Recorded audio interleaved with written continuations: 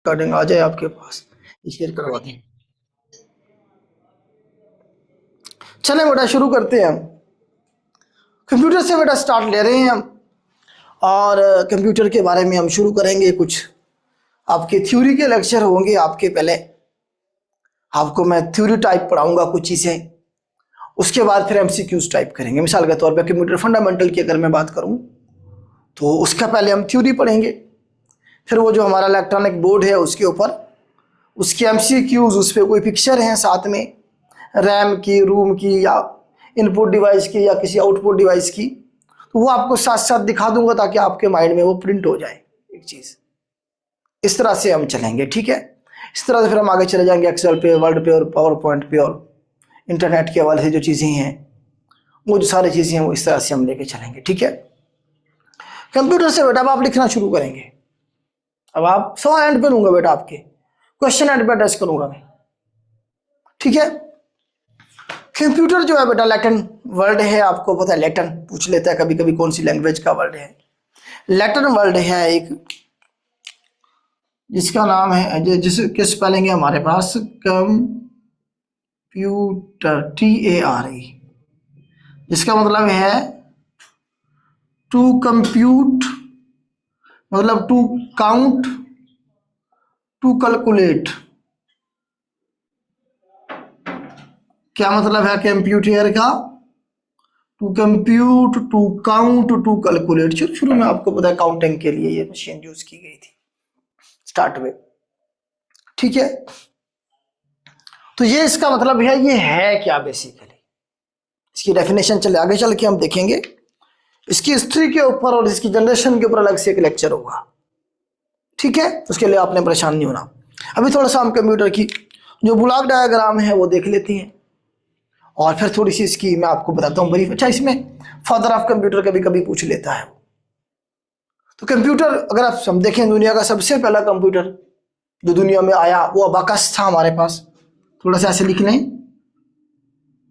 Abacus था, जो तकरीबन कोई 2700 BC से यूज हो रहा था। जो सुमेरियन सिविलाइजेशन थी आपकी, इजिप्टियन सिविलाइजेशन, तो ये तब से बेसिकली क्या था अबाकस, ये इस तरह का जो है ना हमारे पास एक बॉक्स नुमा वो था, नजर आ रहा है इधर से। उसमें इस तरह से क्या थे जी, राड थे, राड के अंदर इस तरह से गोटियां टाइप, रिंग टाइप जो थी वो, ये अभी भी इस्तेमाल हो रहा है। इससे सवाल बनता है पेपर में, ये आज भी यूज हो रहा है, चाइनीज इसे आज भी यूज कर रहे हैं, ठीक है। ये काउंटिंग के लिए इस्तेमाल होता था। इन गोटियों को मूवेबल थी, आगे पीछे मूव करके हम काउंटिंग किया करते थे। ये आपका अबाकस था, दुनिया का पहला कंप्यूटर। वो पूछ लेता है कभी कभी कौन सा था जी, अबाकस था। किसी लिए काम किया, इस्तेमाल हो रहा था काउंटिंग के लिए। फिर इसके ऊपर आगे चल के हम देखें तो अल-खारज़मी के ऊपर आती है। मूसा अल-खारज़मी जो था, मुसलमानों का जो गोल्डन पीरियड था उस दौर की बात है, ये अब्बासियात डायनेस्टी थी।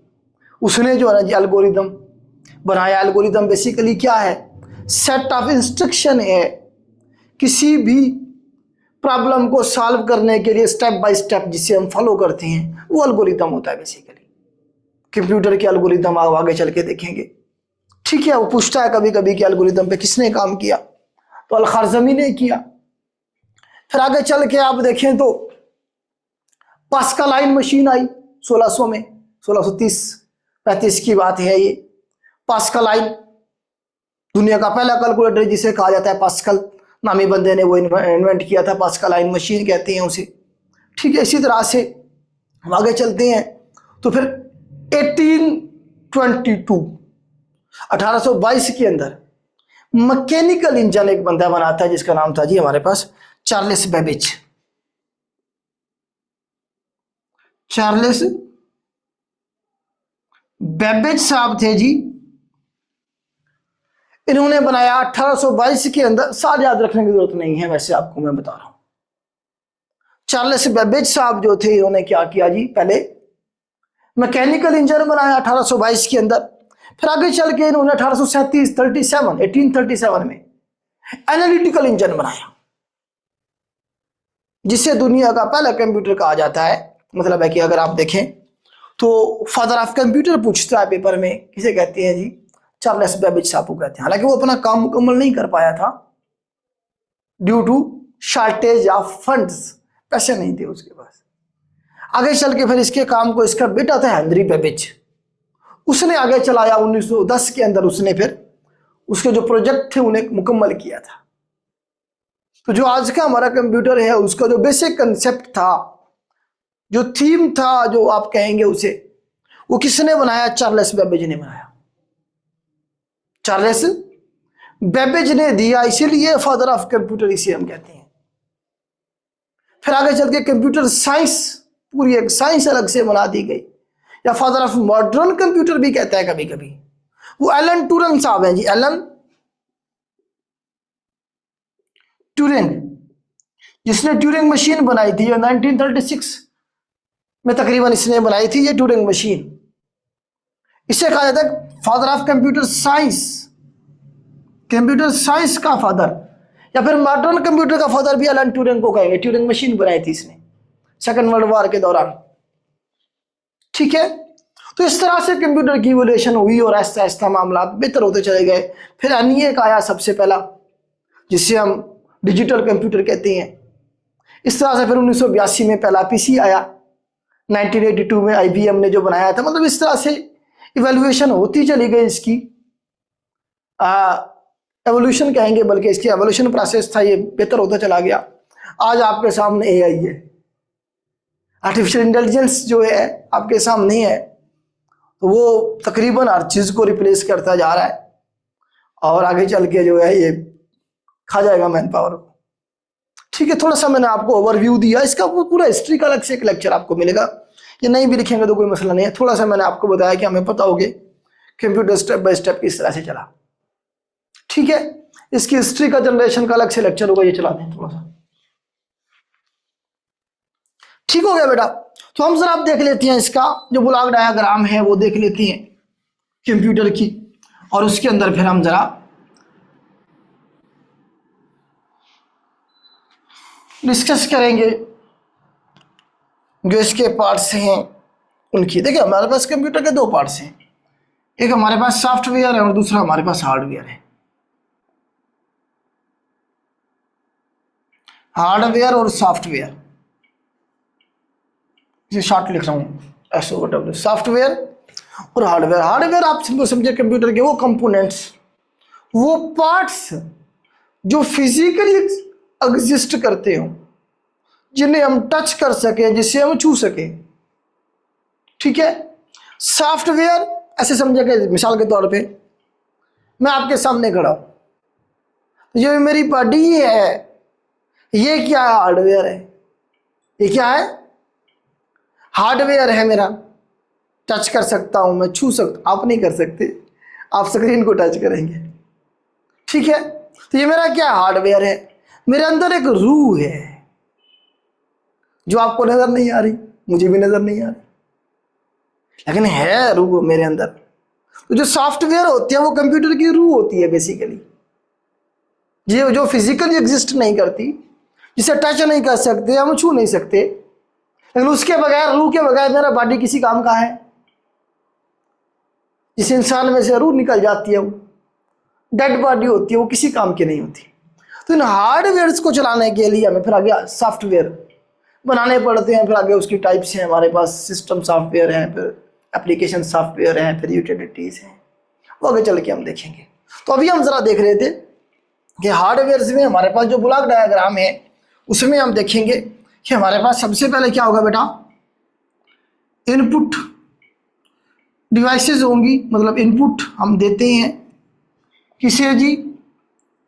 CPU को। आप अगर इसकी डेफिनेशन लिखेंगे आगे चल के हम, CPU और उसके बाद हमारे पास आउटपुट। अगर आप कंप्यूटर की डेफिनेशन देखें तो ये हमारे पास एक ऐसी मशीन है, कंप्यूटर एक ऐसी मशीन है जो इनपुट लेती है इनपुट डिवाइसेस से, उसे फिर वो क्या करेगी? प्रोसेस करेगी, स्टोर करेगी, और फिर आउटपुट हमें वो प्रोवाइड कर देती है आउटपुट डिवाइसेस के जरिए। कंप्यूटर की ये डेफिनेशन है। कंप्यूटर क्या है? हमारे पास एक ऐसी मशीन है जिससे हम रॉ डेटा रा जो डाटा है बगैर तरतीब शुदा, जो अनऑर्गेनाइज डाटा जो है हम फीड करते हैं किसे जी? कंप्यूटर को। किसके जरिए?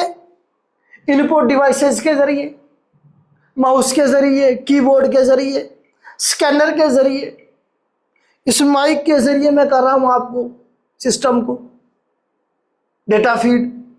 वो सिस्टम क्या करता है, उसे प्रोसेस करता है, अपने पास सेव भी कर लेता है और फिर वो हमें वापस कर देता है आउटपुट की शक्ल में। किसके जरिए? आउटपुट डिवाइसेस के जरिए। कंप्यूटर की डेफिनेशन भी यही बनेगी, ठीक है। अब इसमें आप देखें कि हमारे पास, मैंने आपको बताया था कल भी कि आउटपुट हमेशा, इनपुट जो हमेशा दी जाएगी सिस्टम को, वन वे कम्युनिकेशन है। ये हमारे पास वन वे कम्युनिकेशन होगी और जो आउटपुट है वो हमेशा ली जाएगी किससे? सीपीयू से। मतलब हमारे पास कंप्यूटर में तीन मेन पार्ट्स होंगे, एक इनपुट डिवाइसेस, दूसरा सीपीयू और साथ में आउटपुट डिवाइसेस। ये सारे क्या है? हार्डवेयर हैं, इन्हें हम टच कर सकते हैं, छू सकते हैं, ठीक है। हार्डवेयर वाले हम पोर्शन देख रहे हैं। तो यही हमारी ब्लॉक डायग्राम बनेगी। सीपीयू के अंदर हमारे पास क्या होता है जी? मेमोरी भी होती है। इसमें हमारे पास मेमोरी भी होती है क्योंकि हमने जो डाटा है उसे प्रोसेस भी करना होता है और उसे सेव भी करना होता है, ठीक है। अब हमने जो रॉ फॉर्म में डाटा दिया कंप्यूटर को, ठीक है, कंप्यूटर ने उसे ऑर्गेनाइज किया, प्रोसेस किया, जो उसने हमें आउटपुट दी वो इंफॉर्मेशन की शक्ल में देगा। सवाल यहां से यही बनाता है कि इंफॉर्मेशन हमारे पास क्या होती है? कि ऑर्गेनाइज डाटा होता है इंफॉर्मेशन हमारे पास। अब मतलब जो हमने रॉ डेटा दिया, प्रोवाइड किया सिस्टम को, सिस्टम ने जो हमें वापस दिया वो क्या दिया जी? इंफॉर्मेशन दिया। अब उसे हम रॉ डेटा नहीं कहेंगे। सवाल बनता है कि इंफॉर्मेशन क्या है? इंफॉर्मेशन क्या है?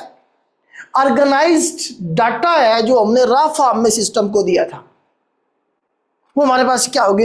इंफॉर्मेशन। ये लफ्ज वर्ड यूज करता है ऑर्गेनाइज्ड डेटा का, ठीक है। जो हमें वापस मिला वो ऑर्गेनाइज्ड डेटा की शक्ल में मिला। जो हमें आउटपुट चाहिए थी, जो इंफॉर्मेशन हमें चाहिए थी, वो मिलेगी वापस, ठीक हो गया।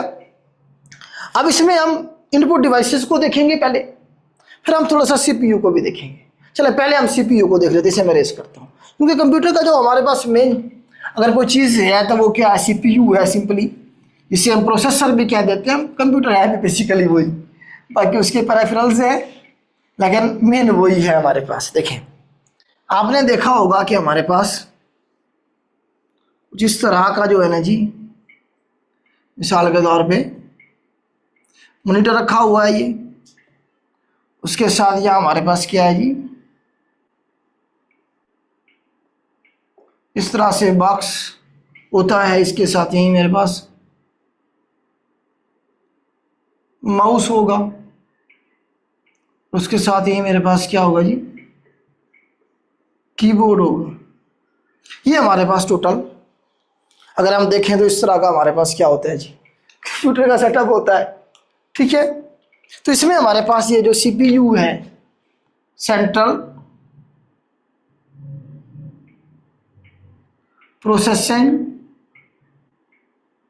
Unit, central processing unit, CPU abbreviation है हमारे पास, सेंट्रल प्रोसेसिंग यूनिट।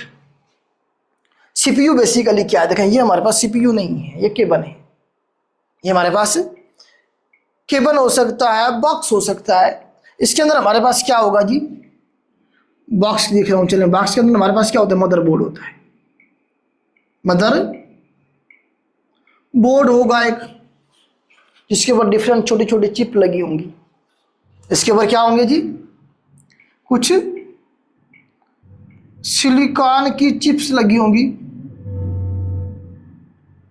या आईसी इंटीग्रेटेड सर्किट लगे होंगे बहुत सारे, और वो जो है ना एक दूसरे के साथ जुड़ रहे होंगे बसेस के जरिए। मिसाल के तौर पे एक ये अगर हमारे पास मदरबोर्ड है सारे का सारा, तो एक यहाँ लगा हुआ है, यहाँ लगा हुआ है, इस तरह से बहुत सारे डिवाइसेस लगी छोटी छोटी लगी होंगी, आपस में जुड़ रही होंगी इस तरह की लाइनिंग से ना, इस तरह से आपस में ना बहुत सारी लाइनिंग ऐसे पूरी पूरी होंगी।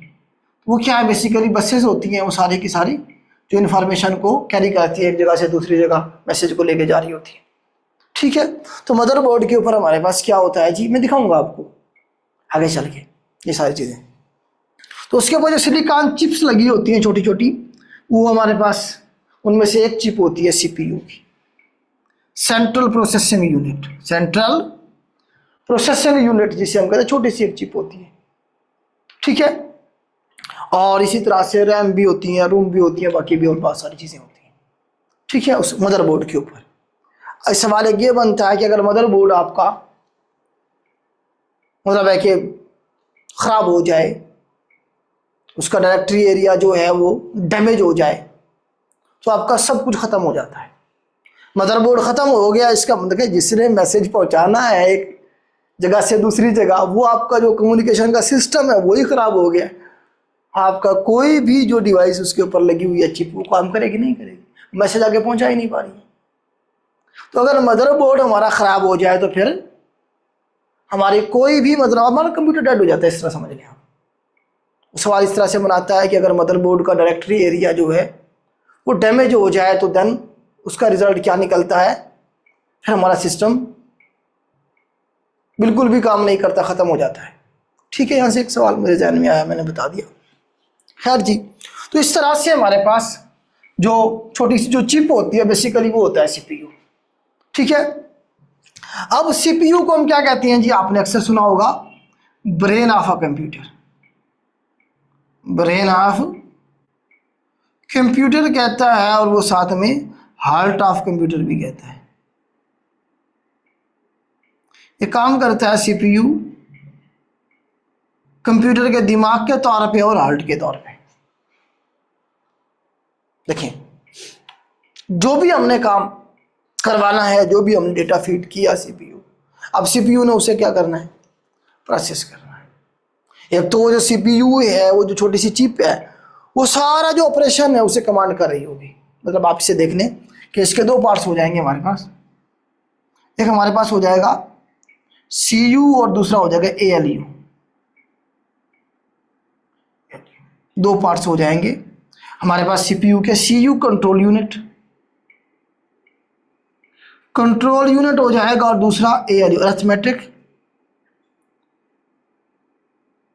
Logic unit.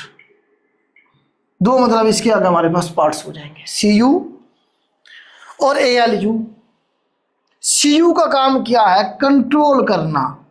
आपने कोई भी काम करवाना है, कोई भी इंस्ट्रक्शन आप देंगे सिस्टम को, तो वो बेसिकली, ठीक है, कंट्रोल कौन कर रहा होगा, सीयू कर रहा होगा, इन शॉर्ट सीपीयू कर रहा होगा। सीपीयू कंप्यूटर के सारे फंक्शंस को कंट्रोल करता है। फिर अरिथमेटिक लॉजिकल यूनिट का मतलब ये है कि आपने कंप्यूटर से पूछा 2 + 2, कंप्यूटर बताएगा 4। आपने कहा कि असलम की एज 30 साल है, अली की एज 40 साल है, तो बताएं बड़ा कौन है। कंप्यूटर लॉजिक तलाश करेगा, यार 40 वाला बड़ा होगा, तो कंप्यूटर बताएगा आपको अली बड़ा है। तो लॉजिकल यूनिट जो आपका दिमाग कैलकुलेशन करके बताएगा ना कि 2 + 2 कितने होते हैं, 4 होते हैं। जिस तरह इंसान कैलकुलेशन करता है, तो दिमाग का काम मतलब plus minus, multiplication, division, greater than, less than, ये सारा काम कौन कर रहा होता है, एएलयू करता है। अरिथमेटिक लॉजिकल यूनिट करता है। Plus minus, greater than, smaller than, छोटा है बड़ा है। साथ में आप देखें कि मतलब लॉजिकल काम कोई भी है, मल्टीप्लिकेशन है, डिवीजन है, लॉजिकल काम सारे के सारे जिसमें लॉजिक होगी वो कौन करेगा, एएलयू करेगा, अरिथमेटिक लॉजिकल यूनिट।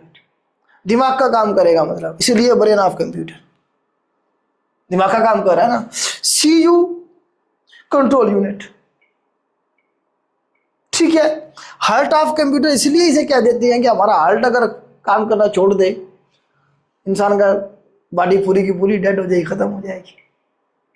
जब तक हार्ट चल रहा है हमारा सारा कुछ चल रहा है, ठीक है। तो इसीलिए इसे हम हार्ट ऑफ कंप्यूटर भी कहते हैं। सीपीयू है और चीज है, ठीक, कंट्रोल करता है हर चीज को, ठीक हो गया।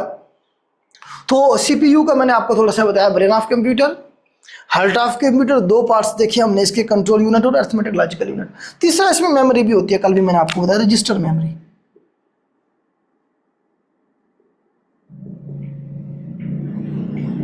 जिसके अंदर एक मेमोरी भी होती है जिसे कहते हैं रजिस्टर मेमोरी, जो दुनिया की फास्टेस्ट मेमोरी है। क्या काम है मैंने बताया था, इसका प्रोसेस करना भी है, उसके लिए भी तो मेमोरी चाहिए प्रोसेस करने के लिए। कोई भी काम हम कंप्यूटर में करेंगे तो हमें मेमोरी चाहिए होगी, उसे वो आगे चल के पढ़ेंगे हम, रैम चाहिए होती है हमें, ठीक है।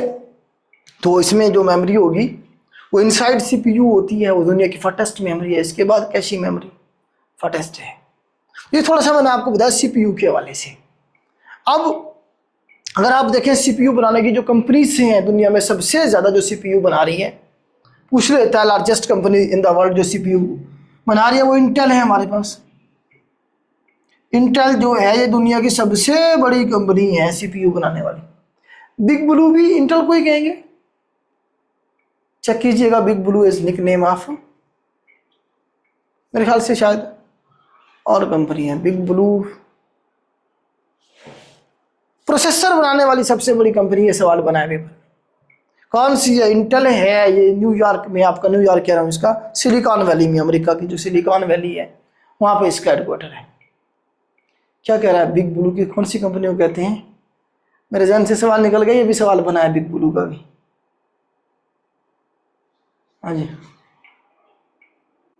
IBM को कहते हैं, ठीक है। चलें, ये बाद में देख लूंगा बेटा, मैं आपको करवा दूंगा, अभी आप इसमें ना देखें ना जाएं। इंटेल देखें दुनिया की सबसे ज्यादा जो है वो प्रोसेसर बनाने वाली, सीपीयू बनाने वाली कंपनी है।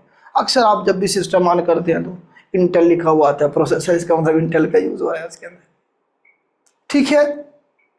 इसकी जो स्पीड है वो हर्ट्ज में हम काउंट करते हैं, वो हम हर्ट्ज में काउंट करेंगे तो इसकी आप स्पीड देखें तो 3 गीगाहर्ट्ज होती है। 3 × 10 की ताकत 9 ऑपरेशंस, 10 की ताकत 9 आप देखें बिलियंस साइकिल्स पर सेकेंड।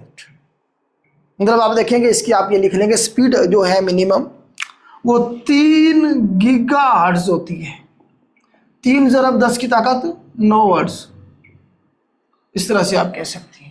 अब तो इससे भी ज्यादा स्पीड वाले आ गए हैं, अब तो बहुत आगे चला गया है, ठीक है।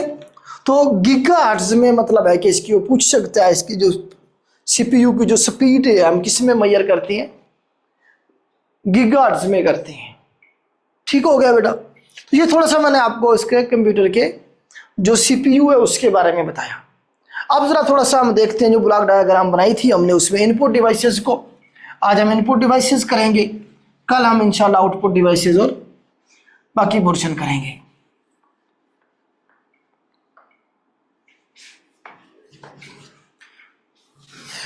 आप यही वाला कंप्यूटर कर रहे हैं जो मैं करवा रहा हूँ बेटा आपको, जो इसके साथ आपको मैं MCQs दूंगा या MCQs की प्रैक्टिस कराऊंगा, तो आपका कंप्यूटर में से 40 में से अगर 40 नहीं आएंगे तो 40 में से इंशाल्लाह 38 जरूर आ जाएंगे, ठीक है।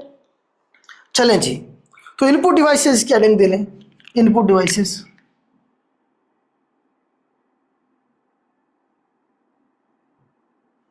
इनपुट डिवाइसेस जो हैं हमारे पास उनके हवाले से सवाल बनते हैं बहुत सारे। तो इनपुट डिवाइसेस वो डिवाइसेस जिसके ज़रिए हम इनपुट देते हैं किसी सिस्टम को। आपको नाम आइडिया हो रहा है ना इनपुट डिवाइसेस से। तो सबसे पहले जो हमारे पास इनपुट डिवाइस है बेटा वो हमारे पास बनेगी कीबोर्ड। हेडिंग दे लें की बोर्ड। कीबोर्ड की हेडिंग दे लें बेटा कीबोर्ड। आप सबने देखा हुआ होगा,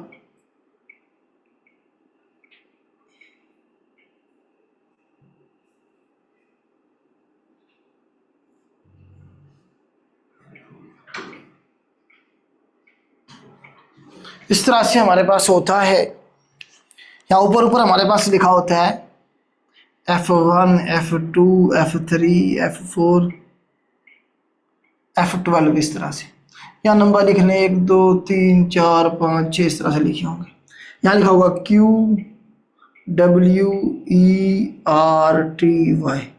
इस तरह से नंबर लिखे होंगे, ठीक है। एक और चलें बना लेते हैं, इसे और बढ़ा लेता हूँ इस तरह से, ठीक है। इसमें यहाँ हमारे पास एक बहुत बड़ा बटन होता है स्पेस बार का, स्पेस बार का। बाकी यहाँ हमारे पास वो इस तरह से एरो की होती हैं। यहाँ हमारे पास आल्ट होता है और कंट्रोल होता है, शिफ्ट की होती है, सारे इस तरह से पूरा हमारे पास क्या होता है जी, कीबोर्ड होता है। ठीक है, अब कीबोर्ड जो है इसके बारे में क्वेश्चन सवाल क्या बनाता है, इसमें सबसे पहले कहेगा जी मोस्ट कॉमनली यूज्ड, देखिए जरा, most commonly used input device कहेगा जी कौन सी है जी, बताएं जरा। वो कहेगा जी बताएं जी most commonly used input device कौन सी है। तो सबसे ज़्यादा इनपुट डिवाइस जितनी भी हैं उनमें सबसे ज़्यादा जो इस्तेमाल होती है वो कीबोर्ड है। इनकी शॉर्टकट की भी देखेंगे अभी हम। सबसे ज़्यादा इस्तेमाल होने वाली अगर दुनिया जान में कोई इनपुट डिवाइस है तो वो कौन सी है हमारे पास, कीबोर्ड है। कौन सी बनेगी, कीबोर्ड। किसने इन्वेंट किया था जी ये, क्रिस्टोफर लैथम शोल, क्रिस्टोफर लैथम शोल, क्रिस्टोफर स्पेलिंग लिख लीजिएगा, क्रिस्टोफर लैथम शोल, ये याद रखने की जरूरत नहीं है।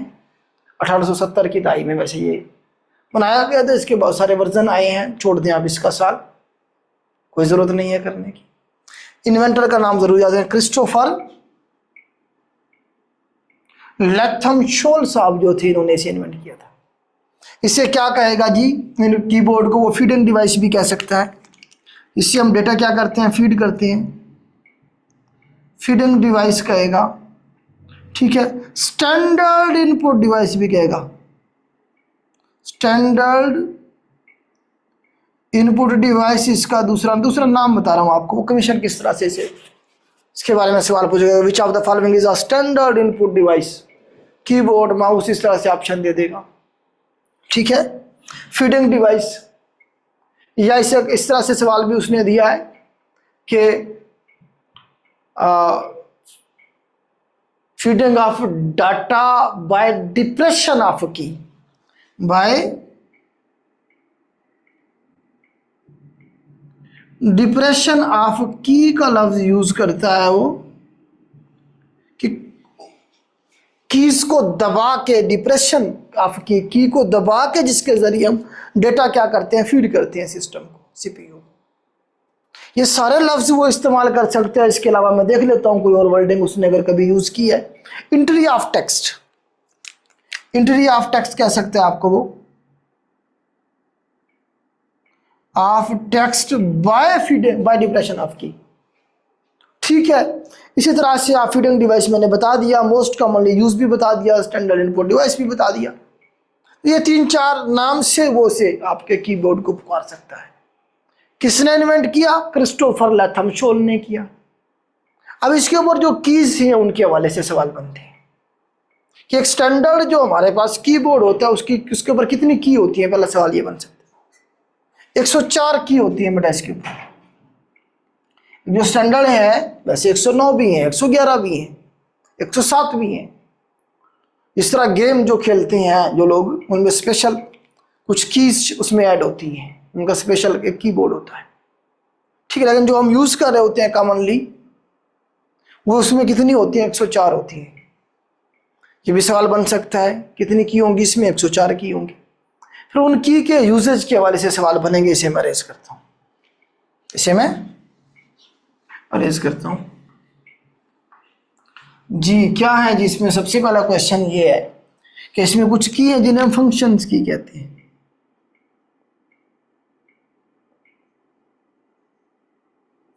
ये F1 से लेके F12 तक ये जो शॉर्टकट की है ये हमारे पास क्या कराएंगे, फंक्शंस की क्या।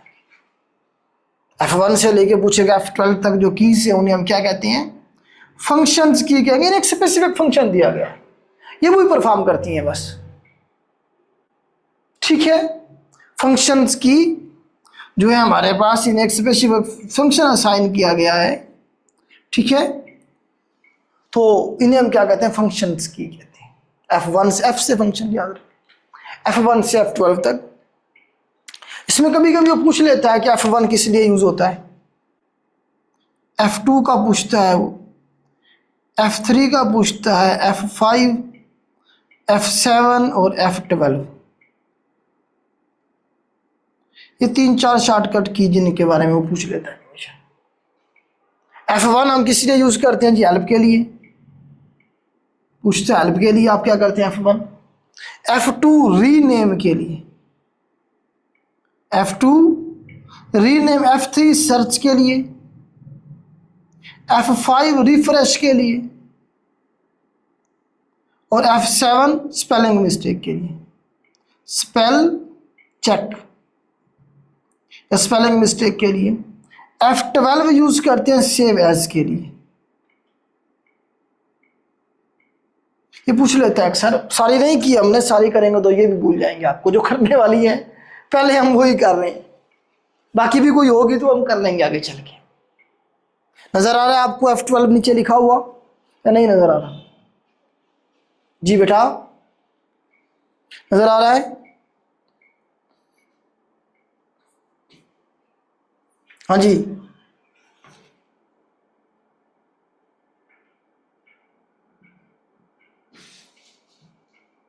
चलें। तो फंक्शंस की कोई खास फंक्शन असाइन किया गया, F1 हेल्प के लिए यूज होगी। F2 रीनेम, रीनेम का मतलब एक फोल्डर था हमारे पास, उसे मैंने नाम दिया होता असलम का, ठीक है। मैं चाहता हूं कि यार असलम की जगह पे मैं इसे क्या कर दूं, अली का, मैं चाहता हूं कि यार ये फंक्शन अली के नाम से सेव हो जाए। तो मैं क्या करूंगा, उसे सेलेक्ट करूंगा, सेलेक्ट करके F2 प्रेस करूंगा, तो फौरन एडिशन का एडिट करने का ऑप्शन आ जाएगा, मैं उसे फौरन असलम को इरेज करके अली लिख दूंगा। तो F2 रीनेम के लिए मतलब दोबारा से आपने किसी चीज़ का नाम देना है। F1 हेल्प जैसे दबाएंगे वो पूछेगा जी आपको क्या इशू है, क्या मसला है आपको, ठीक है। सर्च, आपने कोई चीज़ सर्च करनी है उसके लिए F5 रिफ्रेश के लिए, ठीक है। रीलोड, रिफ्रेश और रीलोड का लफ्ज भी यूज कर सकता है। रीलोड के लिए, रिफ्रेश के लिए नए सिरे से। F7 स्पेलिंग की मिस्टेक को देखने के लिए। F12 किसी चीज़ को सेव करने के लिए। सेव और सेव एज में डिफरेंस आगे चल के मैं बता दूंगा, अभी आप इसे सेव एज लिखें। ये आपकी फंक्शंस की थी।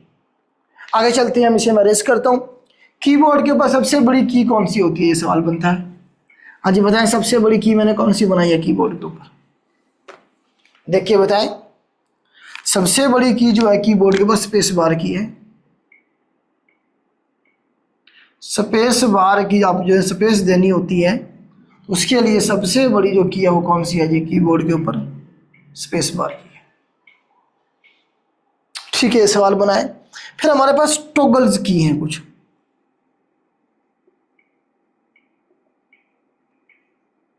टॉगल्स की का पूछता है पेपर में, ये कौन सी है, which of the following is toggle की, इस तरह से आपको कहेगा वो। 3 तरह की हैं मेन हमारे पास टॉगल्स की। नंबर 1 हमारे पास हो जाएगी caps lock, caps lock. Number 2 num lock, और तीसरी है स्क्रॉल बार।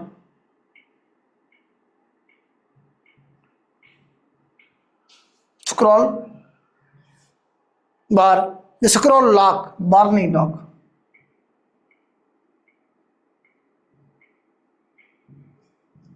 नम lock, caps lock, num lock और स्क्रॉल लॉक, ये 3 हमारे पास टॉगल्स की। क्यों इन्हें टॉगल्स की कहा गया, क्यों नहीं कहा भाई हमने।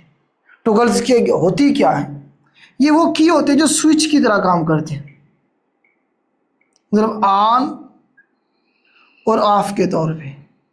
जिस तरह मेरा ये बटन लगा हुआ है लाइट का, मैंने इसे दबा दिया, जल रही है और जलती रहेगी उस वक्त तक जब तक या तो पीछे से बिजली बंद ना हो जाए या मैं इस बटन को ऑफ ना कर दूं।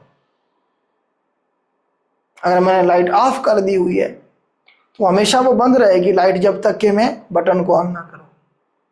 तो ये की भी वैसे ही काम करती हैं स्विच की तरह। अगर आपने एक दफा दबा दिया, प्रेस कर दिया कैप्स लॉक को, तो यहाँ से ऊपर 2-3 लाइटें बनी होती हैं इस तरह से ना, 3 लाइटें ऊपर कीबोर्ड के ऊपर यहाँ बनी होती हैं। जैसे आप कैप्स लॉक दबाते हैं वो लाइट जल जाती है। और फिर क्या होने लगता है, कैप्स लॉक दबाने से क्या होता है, आप जो भी लिखेंगे वो कैपिटल लेटर में लिखा जाएगा। जो कुछ भी लिखेंगे आप टाइप करेंगे वो कैपिटल लेटर में लिखा जाएगा। कैप्स लॉक दबाने से तो लाइट जल रही होगी। उस वक्त तक आप कैपिटल में लिखते जाएंगे जब तक कि आप उसे कैप्स लॉक को दोबारा से नहीं दबाएंगे, वो लाइट बंद नहीं होगी। जब आपने उसे प्रेस कर दिया कैप्स लॉक को दोबारा से, लाइट बंद हो गई, ऑफ का काम किया अब इसने, अब क्या होगा, वो दोबारा से स्मॉल लेटर में आप लिख सकेंगे। मतलब एक ड्यूटी असाइन की होती है की को, उसने वही परफॉर्म करनी है बस। कैप्स लॉक में क्या होता है, हम प्रेस करके जहां हमें कैपिटल लेटर लिखने होते हैं वो लिख लेते हैं। शिफ्ट के साथ भी करते हैं हम, लेकिन कैप्स लॉक दबाने से ये मतलब आपके टॉगल्स की में आएगी। पिछले दिनों सवाल बना है कि टॉगल्स की कौन सी होती है जो स्विच के तौर पे काम करती है, ये ऑप्शन में मौजूद था। स्विच के तौर पे काम करती है, कौन सी है जी, टॉगल्स की तीनों में से कोई ऑप्शन दे सकता। नम लॉक में आप दबाते हैं जैसे नम लॉक की को, तो ये जो हमारे पास इस बाकी जो सारे काम है ये सारे रुक जाते हैं, सिर्फ जो नंबर हैं वो एक्टिव रहते हैं बस। मतलब आपने जब नंबर यूज करने हैं, बाकी आपने कीबोर्ड इस्तेमाल नहीं करना, तो आप नम लॉक प्रेस कर देंगे। दोबारा से आप बाकी इस पूरे कीबोर्ड को एक्टिव करना चाहते हैं तो नम लॉक को दोबारा प्रेस करेंगे, आप पूरे का पूरा कीबोर्ड एक्टिव हो गया है आपका। स्क्रॉल लॉक में क्या होता है, इसमें आप स्क्रॉल लॉक दबाएंगे ना जैसे ही, तो आपका ये जो नेविगेशन तीर के निशान बने हुए हैं, इन्हें आप माउस की तरह इस्तेमाल कर सकते हैं without scrolling the mouse. Mouse को यूज किए बगैर आप अगर माउस का जो स्क्रॉलिंग वाला काम है वो कीबोर्ड से लेना चाहते हैं, तो आप क्या करेंगे, स्क्रॉल बार को प्रेस करेंगे तो आप इन एरो की से पेज को ऊपर नीचे स्क्रॉल कर सकते हैं, ऊपर नीचे राइट लेफ्ट। ठीक है, अब आपको समझ आ गई कि टॉगल्स की हमारे पास कौन कौन सी हैं। टॉगल्स की हमारे पास तीन हमने पढ़ी, कैप्स लॉक, नम लॉक और स्क्रॉल लॉक। कैप्स लॉक में capital letter, caps capital letter में लिखना होता है हमने। नम लॉक में नंबर लॉक हो जाएंगे, वही काम करेंगे, बाकी पूरा कीबोर्ड खत्म, वो काम नहीं करेगा।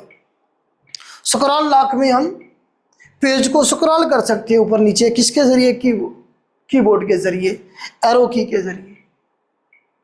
ये हमारे पास कौन सी की है, टॉगल्स की है। ओके, इसे मैं रेज करता हूं।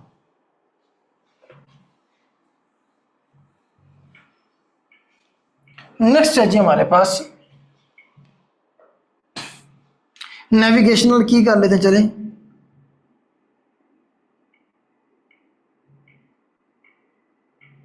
नेविगेशनल की ये हमारे पास जो एरो की है, एरो की, इन्हीं को हम नेविगेशनल की कहते हैं। नेविगेशनल की या फिर हम इसे एरो की कहेंगे। ये हमारे पास अप एरो, ये हमारे पास डाउन एरो, ये हमारे पास लेफ्ट एरो और ये हमारे पास राइट एरो। ये जो हमारे पास की ये बनी होगी ये क्या कराएंगे जी, नेविगेशन। नेविगेशन मतलब डायरेक्शन, ऊपर नीचे राइट लेफ्ट। ठीक है, नेविगेशनल की में हमारे पास अप एरो की, डाउन एरो की, राइट एरो की और लेफ्ट एरो की आ जाएंगी। फिर हमारे पास है कॉम्बिनेशनल की, से मैं रेज करता हूं। मॉडिफायर की का पिछले दिनों सवाल पूछा हुआ था, which of the following is a modifier की। मॉडिफायर की को ही वो क्या कहेगा जी, कॉम्बिनेशनल की।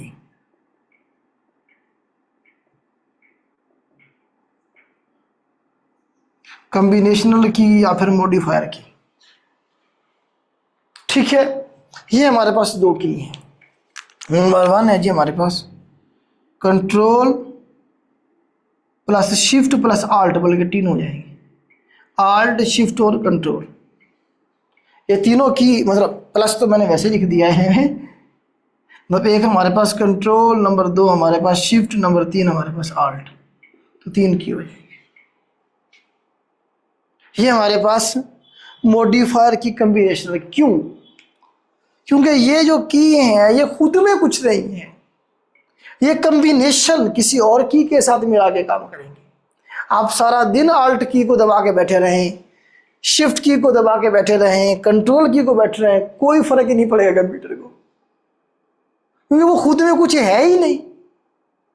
जब तक ये किसी दूसरे की के साथ कॉम्बिनेशन में काम करती है हमेशा, Alt प्लस F4 प्रेस करें, Alt प्लस A करें, कंट्रोल प्लस C करें, काम करेगी कॉपी, कंट्रोल प्लस V करें, पेस्ट कर देगी, शिफ्ट प्लस एरो की दबाएं, आपका कर्सर मूव करना शुरू कर देगा।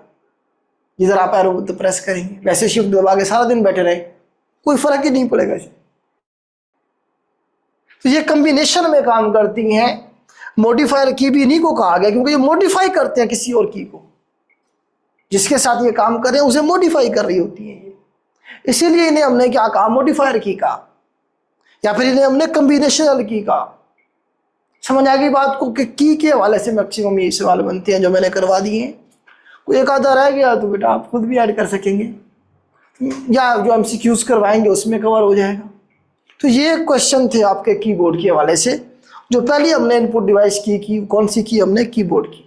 एक बार फिर रिवाइज कर लेते हैं कि पहली हमारे पास जो इनपुट डिवाइस है वो कौन सी है जी, कीबोर्ड है। मोस्ट कॉमनली यूज्ड है, डेटा को फीड करने के लिए बाय डिप्रेशन ऑफ की हम यूज करते हैं। किसने इन्वेंट किया इसे, क्रिस्टोफर लेथम शोल ने इसे इन्वेंट किया। ठीक है, 104 इसमें स्टैंडर्ड जो एक कीबोर्ड होता है उसकी कीज होती हैं उसमें। ठीक है, इसमें हमने कुछ फंक्शंस की को देखा F1 से F12 तक, फिर हमने इसमें सबसे बड़ी की स्पेस बार को देखा, फिर हमने इसमें कुछ मॉडिफायर या कॉम्बिनेशनल की देखी, कौन कौन सी, आल्ट शिफ्ट और कंट्रोल। इन्हें पूछता है कौन सी की कहते हैं, मॉडिफायर की कहते हैं, कॉम्बिनेशनल की कहते हैं। फिर हमने यहाँ कुछ एरो की जो थी उन्हें क्या कहा, नेविगेशनल की कहा। तो ये मेन सवाल थे यहाँ से जो आपके बन सकते हैं। यहाँ तक मुझे बताने क्लियर हो गया। फिर मैं आगे चलता हूँ, माउस को डिस्कस करते हैं हम। इसके अलावा भी हमारे कुछ हैं इनपुट डिवाइसेस, वो भी हम करेंगे। यहाँ तक बता दें बेटा, मुझे क्लियर हो गया? चले, अच्छी बात है।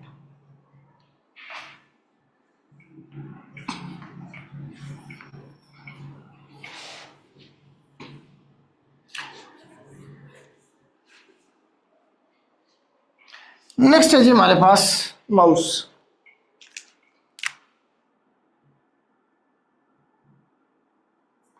माउस डगलस एंगलबर्ट,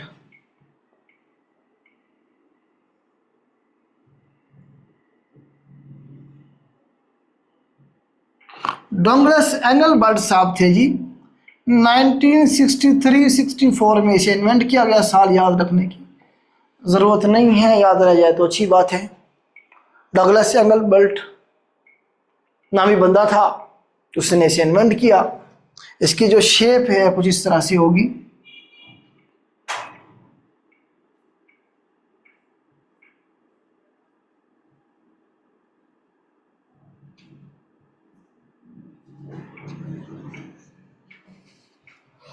इस तरह से कुछ शेप होगी माउस की। हमारे पास एक बटन इधर होगा, ये वाला, एक बटन ये वाला होगा। दरमियान में क्या होगा जी, स्क्रॉल बार होगी। दरमियान में इस तरह से एक बाल होगी जिसे हम क्या कहते हैं, स्क्रॉल बार। माउस की तरह, चूहे की तरह है तो इसलिए माउस इसे नाम दिया गया। शुरू में इसका साइज बहुत बड़ा था, तो वो इतना बड़ा था कि 2-3 बंदे इसे उठा के ऐसे घुमाते होंगे, क्योंकि कंप्यूटर जो पूरा कमरे के जितना हुआ करता था, तो बड़ा साइज था, ऐसे कह रहा हूँ मैं आपको। तो ये जो है ना जी हमारे पास माउस की इस तरह की शेप होगी। इसमें हमारे पास 3 बटन होंगे। Number 1 left button, number 2 right button,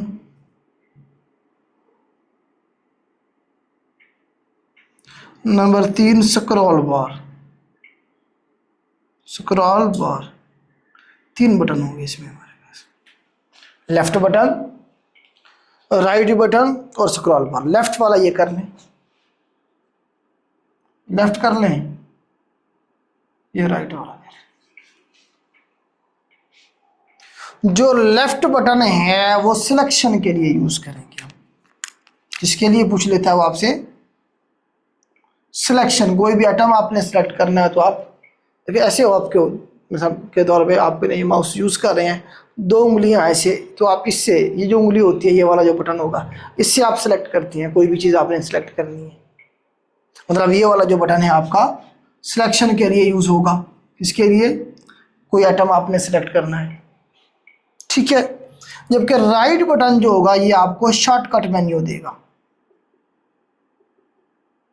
shortcut provide करेगा, जो काम आपने बार बार करने होते हैं, परफॉर्म करने होते हैं। जैसे आप राइट क्लिक करेंगे ना, ये वाला बटन इधर वाला, तो इस तरह से एक डायलॉग बॉक्स ओपन हो जाएगा, उसमें लिखा होगा जी आपने कट करना है, आपने कॉपी करना है, आपने क्या करना है, इस तरह पूरा एक सेट ऑफ इंस्ट्रक्शन होगा, पूरा एक सेट ओपन हो जाएगा आपके पास, उसमें से आप कोई एक सिलेक्ट कर सकते हैं, ठीक है। स्क्रॉल बार क्या होता है, ये वाला, इसे आप क्या करते हैं, पेज को ऊपर नीचे, इसे भी पूछता है कौन सा स्क्रॉल बार होता है, पेपर में सवाल आया कि स्क्रॉल बार कौन सा होता है, वर्टिकल होता है या हॉरिजॉन्टल होता है, इस तरह से कहेगा, वर्टिकल ऊपर नीचे। आप पेज को ऊपर नीचे कर सकते हैं स्क्रॉल से घुमा के, आप पेज को राइट लेफ्ट में मूव नहीं कर सकते इसे, इस स्क्रॉल बार से। ऐसे बॉल सी लगी होती है, उसे आप घुमाते हैं, सबने देखा होगा ये तो, ठीक है। तो स्क्रॉल बार कौन सा होगा, ये सवाल बनता है, तो ये हमारे पास वर्टिकल स्क्रॉल बार होगा। माउस को हम क्या कहते हैं, पॉइंटिंग डिवाइस कहेंगे, ये भी सवाल बना है, पॉइंटिंग डिवाइस कहेगा जी, क्या कहेंगे जी, माउस को हम पॉइंटिंग डिवाइस। अच्छा, इसमें एक कर्सर की डेफिनेशन भी यूज करता है, कर्सर भी देख लेते हैं हम, इधर लिखता हूं, चला कर्सर को भी देख ले बेटा। कर्सर, कर्सर को थिन ब्लिंकिंग लाइन कहेगा, थिन ब्लिंकिंग लाइन। दोनों का सेग्रीगेशन इसलिए करवा रहा हूं कि पॉइंटिंग डिवाइस क्या है हमारे पास, माउस है, माउस को क्या कहेंगे, पॉइंटिंग डिवाइस। कर्सर हमारे पास वो देखते हैं अक्सर आप जब कुछ टाइप कर रहे होते हैं, इस तरह से एक लाइन ऐसे ब्लिंक कर रही होती है थोड़ी थोड़ी देर के बाद, इसीलिए इसे क्या कहा गया, थिन ब्लिंकिंग लाइन कहा गया कर्सर को, ठीक है। और माउस हमारे पास क्या है, पॉइंटिंग डिवाइस है। तो ये आपका माउस के हवाले से दो तीन सवाल यहाँ से बन सकते थे जो मैंने आपको बताए। हो गया माउस क्लियर, रेज कर दूं इसे, आगे चलते हैं फिर हम। माउस के बाद हम ये सारे इनपुट डिवाइसेस देख रहे हैं। आज हमारा जो टॉपिक है वो इनपुट डिवाइसेस का, इसके जरिए भी हम डेटा फीड कर रहे हैं कंप्यूटर को, कीबोर्ड के जरिए भी, माउस के जरिए भी। वापस तो कुछ नहीं आ रहा ना, आपने कभी देखा हो माउस हमें कोई मूवी दिखा रहा हो या कोई हमें प्रिंट निकाल के दे रहा हो माउस, आउटपुट तो कुछ नहीं आ रही ना हमें माउस से, हम दे रहे हैं डेटा किसी सिस्टम को, सीपीयू को, ठीक है। इसे मैं रेस करता हूं। माउस के बाद हमारे पास स्कैनर है,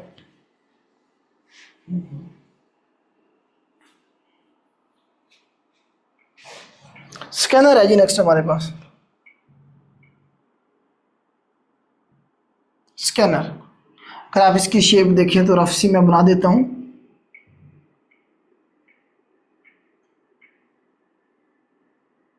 कुछ इस तरह की शेप होती है हमारे पास इसकी।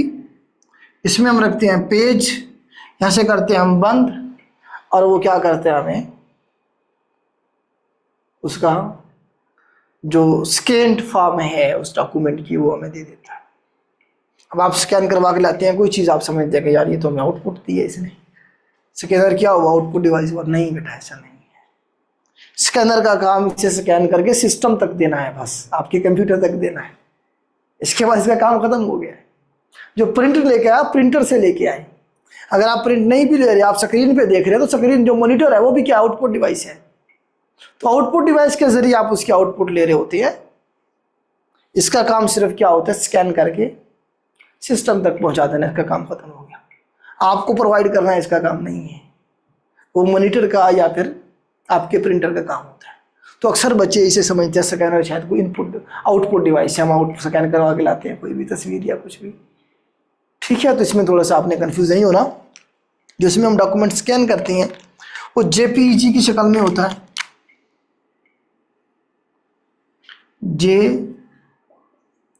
जेपीईजी की शक्ल में हो सकता है या पीडीएफ की शक्ल में हो सकता है, ये दोनों के एब्रीविएशन पूछता है इसलिए लिख पा रहा हूँ। JPEG joint picture, joint picture is expert जी से group, joint picture expert group, JPEG का एब्रीवेशन, पीडीएफ का एब्रीवेशन पोर्टेबल डॉक्यूमेंट फॉर्मेट।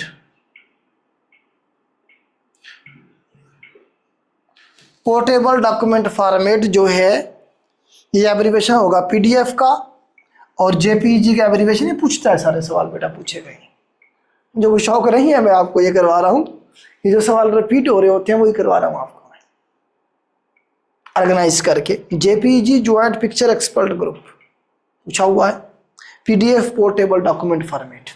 तो ये थोड़ा सा मैंने आपको स्कैनर के बारे में बताया। उसके बाद हमारे पास है जॉयस्टिक। जॉयस्टिक को देखें जरा,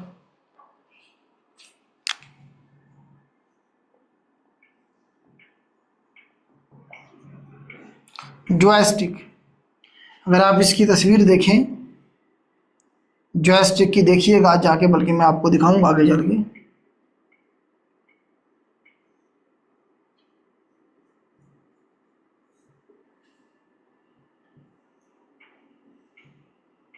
इस तरह की हमारे पास, जिस तरह गाड़ी का गियर होता है हैंडल टाइप, उसके ऊपर यहाँ 4 बटन लगे होते हैं। 4 होते हैं, कहीं पे ज़्यादा भी होते हैं, जनरली 4 होते हैं। ये जॉयस्टिक हमारे पास इस तरह से होती है। अक्सर ये गेम खेलने के लिए बच्चे यूज़ करते हैं, गेम प्लेइंग गेम प्लस ये पूछता है गेम खेलने के लिए क्या यूज़ करते हैं, हम जॉयस्टिक यूज़ करते हैं। प्लस वो पूछता है दूसरा इसका यूज़ पायलट की ट्रेनिंग के लिए हम जॉयस्टिक यूज़ कर रहे होते हैं। जॉयस्टिक हमारे पास जो है इसमें आप देखेंगे पायलट की ट्रेनिंग के लिए गियर की तरह होती है, यहाँ ऊपर हैंडल बना होता है, ठीक है। और गेम खेलने के लिए आपने गाड़ी को आगे मूव करना है, पीछे मूव करना, आप जॉयस्टिक को मूव कर रहे होते हैं। यहाँ इसके ऊपर बटन होते हैं स्पीड के, और जो है ना जी, तो इसे आप यूज़ का सवाल इस तरह से बनाया उसने कि वो कौन सी इनपुट डिवाइस है जिसके हेड के ऊपर, सर के ऊपर क्या होते हैं, बटन लगे होते हैं। ये सवाल इस तरह से ही बनाया उसने। वो वाहिद डिवाइस है, इनपुट डिवाइस, जिसके सर के ऊपर, हेड के ऊपर 4 बटन लगे होते हैं, ठीक है। पायलट ट्रेनिंग के लिए क्या यूज़ करते हैं, जॉयस्टिक को यूज़ करके। हैंडल टाइप होती है, गियर टाइप, ठीक है। गेम खेलने के लिए भी यूज़ करेंगे। जॉयस्टिक याद रहेगा, दिखाऊंगा आपको आगे चल के, ठीक है। और उसके बाद हम देखते हैं तो हमारे पास कुछ और भी इनपुट डिवाइसेस हैं, जैसा कि हमारे पास है जी बीसीआर इसके एब्रीवेशन पूछेगा वो बार कोड रीडर,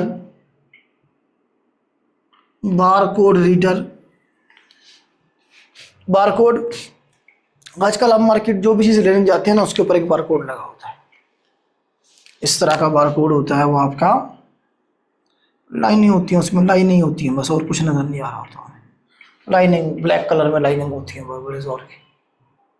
तो उन लाइनिंग के अंदर उन सारी इंफॉर्मेशन होती है। भाई जो आइटम आपने उठाया है वो क्या है, चीनी है, घी है, गरम मसाला है, वो क्या है, उसमें सारी लाइनों के अंदर, और कितना है, क्वांटिटी कितनी है उसकी, और कितने पैसों का है, सारी इंफॉर्मेशन उसके अंदर होती है उन बारकोड के अंदर।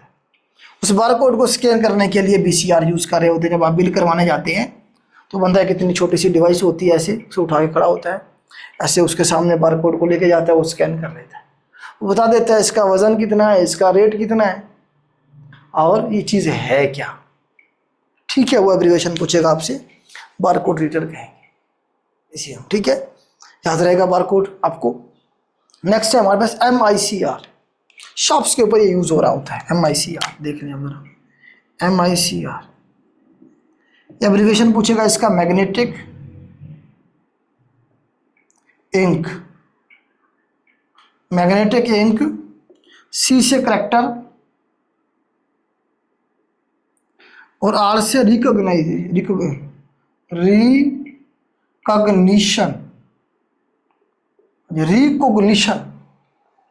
Magnetic ink character recognition. इसमें ये हमारे पास यूज होता है बैंक में। बैंक में यूज होता है तो जो हमारे पास बैंक का चालान होता है या बैंक का हमारे पास वो जो चेक होता है, उस चेक के ऊपर यहाँ एक बार कोड होता है लगा हुआ। वो कौन सी इंक से होता है? Magnetic ink. कौन सी इंक यूज होती है उसमें? मैग्नेटिक इंक यूज होती है, उससे वो कोड लगा हुआ होता है। उसे रिकॉग्नाइज करने के लिए MICR चाहिए हमें, मैग्नेटिक इंक करेक्टर रिकॉग्नाइजेशन चाहिए, रिकॉग्निशन वाला जो MICR है वो चाहिए होता है। ठीक है, जो क्या करता है उसे स्कैन करता है तो उसकी सारी इन्फॉर्मेशन हमें निकाल देता है, ये बंदा कौन है, कब अकाउंट खुलवाया था, कितने पैसे, A to Z उसके अंदर होगी। MICR क्या करेगा जी? वो हमारे पास इनपुट डिवाइस यूज होगी। कौन सी इंक पूछता है? Magnetic ink. कौन सी इंक? मैग्नेटिक इंक से होता है ये बारकोड लिखा हुआ। तो सारी इन्फॉर्मेशन होगी ना चेक की, बाकी सारी, लेकिन यहाँ एंड पे एक छोटा सा कोड होता है। MICR याद रहेगा। नेक्स्ट हमारे पास है OMR। नेक्स्ट हमारे पास OMR है। OMR जी, OMR के बारे में देखिए। ऑप्टिकल, इनके एब्रीविएशन पूछता है बेटा वो। Optical mark reader, optical mark reader कहेंगे इसे हम, OMR। ये यूज होता है आपके जो MCQs टाइप पेपर हैं, जिस तरह आपने PPSC का पेपर देना है तो जो आप सर्कल फिल करके आते हैं इस तरह से। आपको इंटरेस्टिंग बात ये बताता हूँ, एक मुझे याद आ गई है।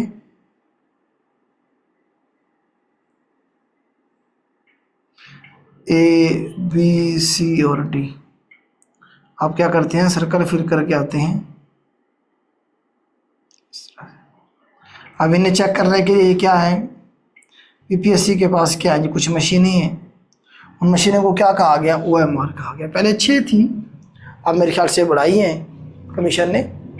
तो ये आपका जो मार्कशीट है, ऑब्जेक्टिव जो पेपर है, उसे चेक करने के लिए हम को क्या यूज़ करते हैं? OMR।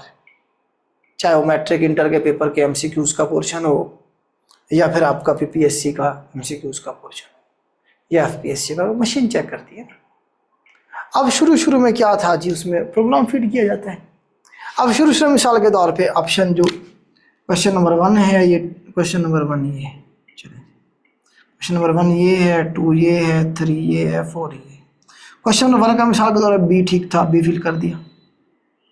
क्वेश्चन नंबर C का, क्वेश्चन 2 का C ठीक था, मैंने क्या किया जी? C फिल कर। 3 का जो है ना A ठीक था, मैंने A फिल कर दिया। और चौथे का फिर मैंने जो है ना क्या किया जी? B ठीक था, फिल कर दिया। अब प्रोग्राम फीड किया गया, वही वाला सर्कल जिसने फिल किया हुआ है वही क्या होगा जी? ठीक लगा देता था।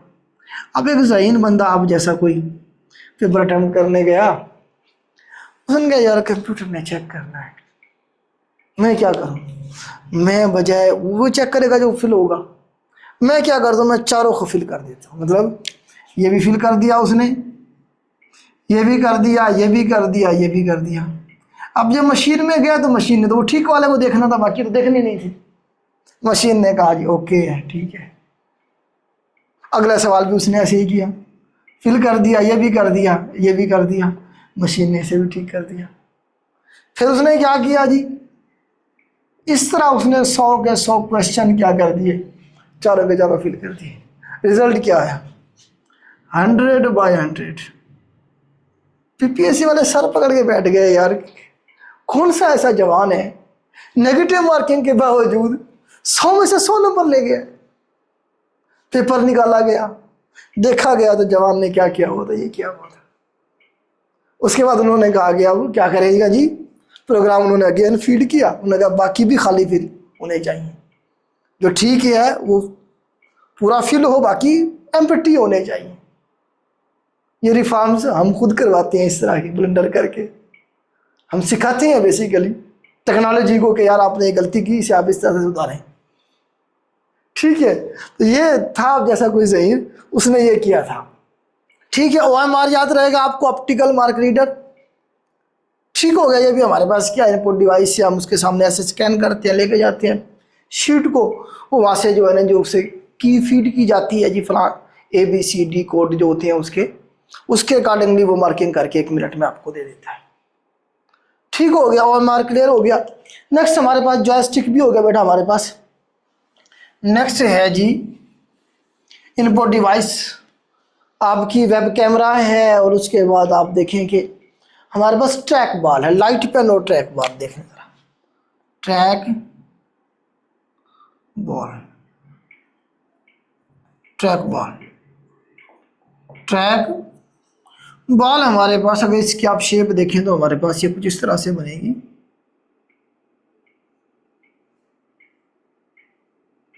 ये पुराने जो कंप्यूटर आते थे ना मतलब है कि लैपटॉप, उसमें तो मैंने देखी है ट्रैक बॉल को।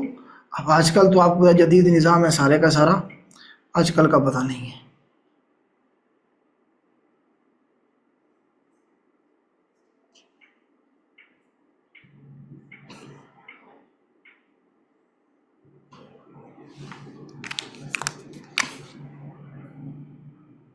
इस तरह से उभरी हुई ऐसे बॉल होती है, दरमियान में कीबोर्ड के ऊपर जो है ना ये लगी होती थी माउस के, लैपटॉप के। काम इसका वही माउस वाला होता है, माउस वाला काम करते हैं। जो बॉल है ना जी, इसे घुमा के स्क्रॉल करके हम वही माउस वाला काम कर सकते हैं। ये जो बॉल होती है उभरी हुई ऐसे, उससे हम क्या करते हैं, ऐसे घुमाते हैं और उससे हम वही काम ले रहे होते हैं। इसका जो सवाल बनाते हैं वो कहता है जी माउस जो होता है मूवेबल होता है, माउस क्या होता है जी, मूवेबल होता है। ट्रैक बॉल क्या होगी, स्टेशनरी होगी, मतलब ये फिक्स होती है कीबोर्ड के ऊपर, आगे पीछे मूव नहीं कर सकते। माउस को तो आप उठा के आगे पीछे कर सकते हैं। ये सवाल बनाता है इसका ट्रैक बॉल का। दूसरा ये क्या है, इनपुट डिवाइस है, सिस्टम को इनपुट देने के लिए काम करती है। और ये कैसे काम करती है, लाइक अ माउस की तरह ही काम करती है। मतलब बटन नहीं होते, स्क्रॉल बार होती है, बॉल होती है छोटी सी ऊपर उभरी हुई ऐसे, और उससे आप मूव करके क्या कर रहे होते हैं, काम कर रहे होते हैं। ठीक है, याद रहेगा आपको। दोनों में डिफरेंस पूछता है। माउस क्या होता है, मूवेबल होता है, और जबकि हमारे पास ट्रैक बॉल क्या होती है, वो स्टेशनरी होती है, मूवेबल होगा, मूवेबल। से माउस क्या होगा जी, मूवेबल होगा, जबकि ट्रैक बॉल क्या होगी, स्टेशनरी होगी, सेकंड होगी, फिक्स होगी। स्टेशनरी के बजाय फिक्स भी लिख सकते हैं आपको, यहाँ फिक्स्ड भी कह सकता है। परेशान नहीं होना, मतलब वही होता है। ठीक है, उसके बाद आप देखिए माइक्रोफोन है हमारे पास, माइक्रोफोन जो है सिंपली जब इसे हम क्या कहते हैं, माइक कह देते हैं।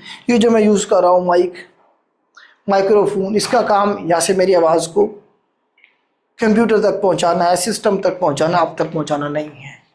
आप तक पहुँच रही है इंटरनेट के ज़रिए।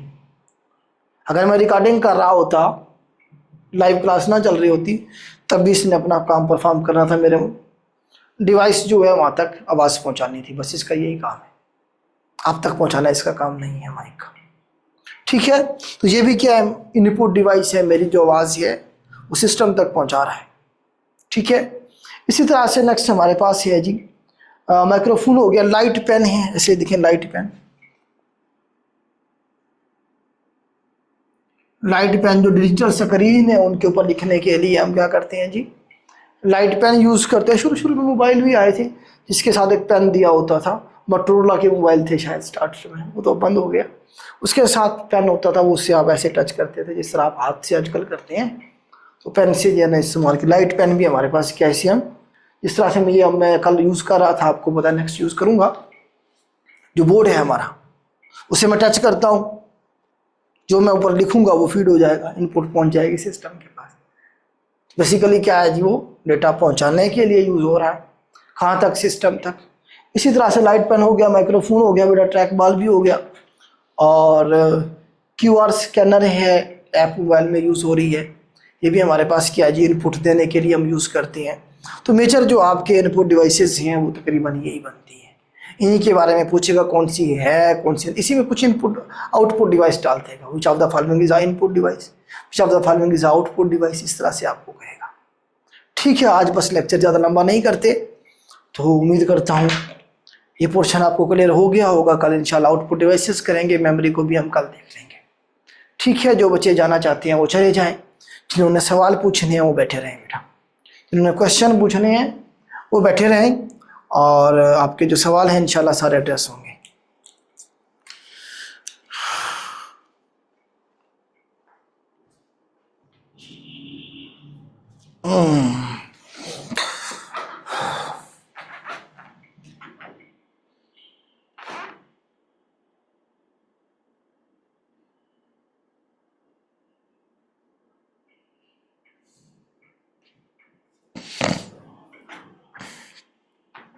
जी बेटा, मैं आपके रिप्लाई करने की कोशिश करता हूँ, सिर्फ 1 मिनट दें मुझे।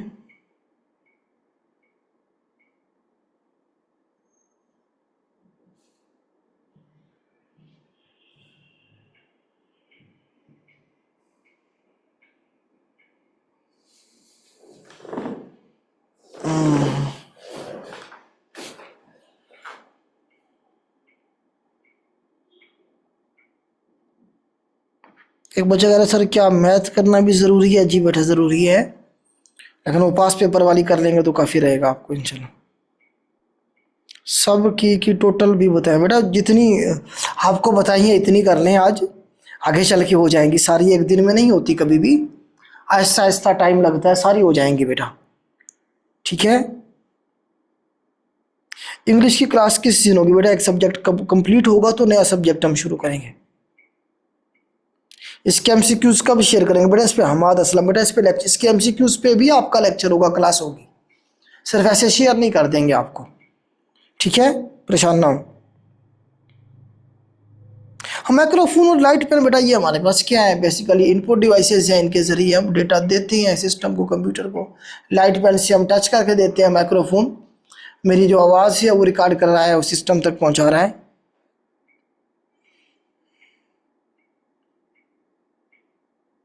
जी बेटा, पहले आपका कंप्यूटर होगा कंप्लीट, उसके बाद इंग्लिश होगी। ठीक है, एक सब्जेक्ट हम क्लोज करेंगे, फिर हम नए सब्जेक्ट की तरफ जाएंगे।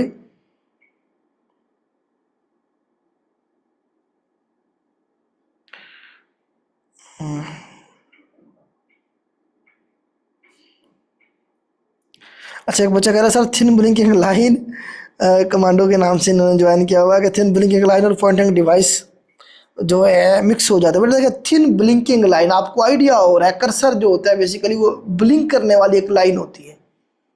ठीक है, माउस जो है इससे आप पॉइंट करती हैं, किसी भी चीज़ को सिलेक्ट कर रहे होती हैं, पॉइंटिंग डिवाइस इस तरह से आप याद रखेंगे। हाँ ये है जी अहमद साहब, करेंगे हमें भी कोई बुक लेनी पड़ेगी बेटा, अभी आपको किसी बुक लेने की ज़रूरत नहीं है, अभी जो मैं करवा रहा हूँ इसे लेके चलें, आपको नोट्स शेयर करवा दूंगा मैं, उन नोट्स के प्रिंट ले लीजिएगा, वो पास पेपर ही गई है, पास पेपर के ही है। अगर आप बुक लेके पढ़ रहे हैं तो भी अच्छी बात है, पास पेपर की बुक अगर लेके पढ़ना चाहते हैं तो आपकी मर्ज़ी है, वरना मैं आपको नोट्स शेयर करवा दूंगा, वन लाइनर बनाए हुए हैं हमने स्पेशल आप लोगों के लिए, तो वो आपको मिल जाएंगे, उनके प्रिंट लेना वो ज़्यादा इफेक्टिव हैं बुक की निस्बत। ठीक है जी, आज के लेक्चर को बेटा आपने लिखना भी है और रिवाइज भी करना है।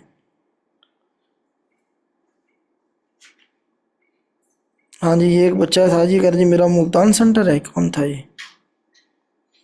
मुल्तान सेंटर सिलेक्ट किया है, कोई इशू तो नहीं है? कोई इशू नहीं है बेटा, कोई मसला नहीं है, कोई इशू नहीं है।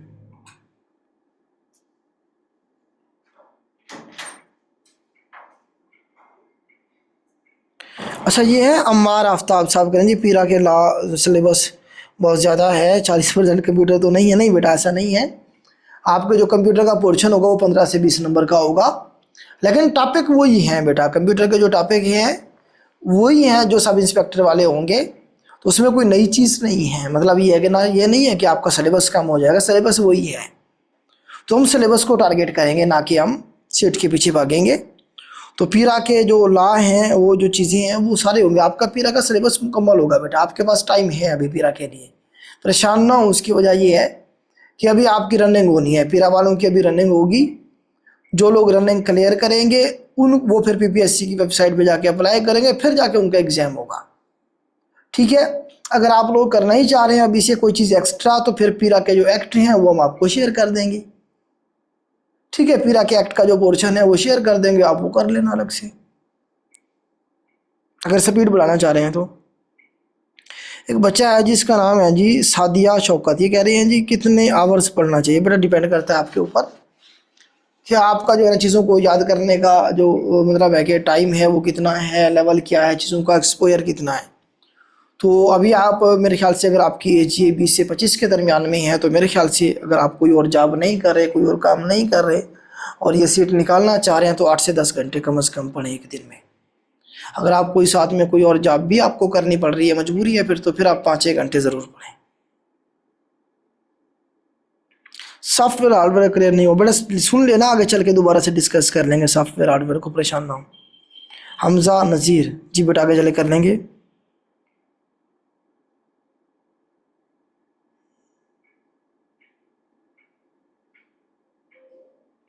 अच्छा ये बच्चा है अहमद, ये कह रहे हैं मैं ऑलरेडी पुलिस में कांस्टेबल हूँ, क्या इंटरव्यू में मुझे कोई बेनिफिट मिलेगा? जी बेटा ज़रूर मिलेगा इंटरव्यू में। इंटरव्यू में बेनिफिट आपको मतलब एक आपको सिंपैथी मिल सकती है, या मतलब है कि आपको फेवर मिल सकती है कि यार एक बच्चा ऑलरेडी पुलिस में है, आपसे सवाल भी पुलिस के बारे में ज़्यादा होंगे फिर। ठीक है, फ़ायदा भी होगा तो नुकसान भी हो सकता है कि पुलिस के बारे में फिर आपको पता होना चाहिए। अभी से आप पुलिस के बारे में पढ़ना शुरू करें, डिपार्टमेंट के बारे में, कैसे काम करता है, कौन कौन सी चीज़ें होती हैं डिपार्टमेंट के अंदर।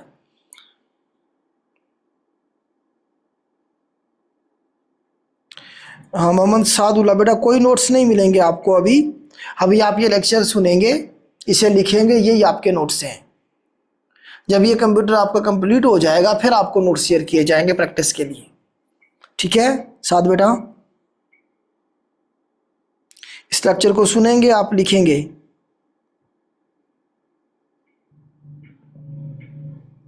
हाँ ये एक बच्चा है सर जिनके फादर रिटायर्ड पुलिस ऑफिसर हैं, उनको कोई नंबर्स मिल सकते हैं? बड़े रिटायर्ड पुलिस ऑफिसर के बच्चों को नहीं मिलते। अगर किसी की डेथ हो गई है किसी के फादर की, वो पुलिस की सर्विस में शहीद हो गए हैं, तो उनके बच्चों को 10 नंबर मिलते हैं और वो एक बच्चे को मिलते हैं बस। उसका पूरा प्रोसीजर है वो फॉलो करना पड़ता है। ठीक है हमजा नज़ीर जी, ये है साबरी लैपटॉप के नाम से। सर क्या सब्जेक्ट की परसेंटेज चेंज हो सकती है? नहीं हो सकती बेटा, ये जो बता दिया है कमीशन ने यही होगी बेटा।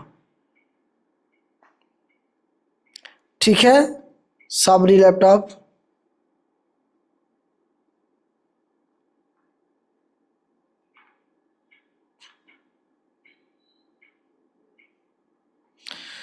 हाँ जी, कमांडो के नाम से वजह जी मैं एलीट फोर्स में हूँ, तो सर जी एनओसी अप्लाई की डेट एंड होने से पहले एनओसी लेना चाहिए या बाद में ले सकते हैं NOC? Because sir elite force को एनओसी एसएसपी एलीट की तरफ से एनओसी मिलता है। जी बेटा आप अप्लाई कर दें एनओसी के लिए, चाहे आप ना लें कोई मसला नहीं, अप्लाई कर दें। अप्लाई करने के जो उसकी अप्लाई करने की जो आप एप्लीकेशन वगैरह देंगे वो अपने पास रख लें बस, ताकि कमीशन अगर एतराज़ लगाए तो आप कहें सर ये मैंने अप्लाई कर दिया था, बाकी डिपार्टमेंट का प्रोसेस है, बेशक वो बाद में भी करें, आपको कोई इशू नहीं है। आपको जमा करवानी पड़ेगी एनओसी इंटरव्यू के टाइम पे।